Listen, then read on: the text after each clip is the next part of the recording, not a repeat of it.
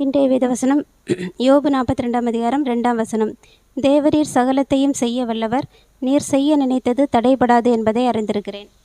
கர்த்தர் இன்னைக்கு நமக்கு கொடுக்குற வார்த்தை, நீர் செய்ய நினைத்தது தடைபடாது. ஏசப்பா நம்மளுடைய வாழ்க்கையில் என்னென்ன மாற்றம் கொண்டு வரணும்னு நினைக்கிறாங்களோ அது கண்டிப்பாக தடைபடாது. எல்லாமே சீக்கிரமாக நடக்கணுன்னா நம்ம அந்த வார்த்தையை எந்த அளவுக்கு விசுவாசிக்கிறோமோ அந்த அளவுக்கு நம்மளுடைய வாழ்க்கையில் சீக்கிரமாக நாம் முன்னேற்றத்தை பார்ப்போம்.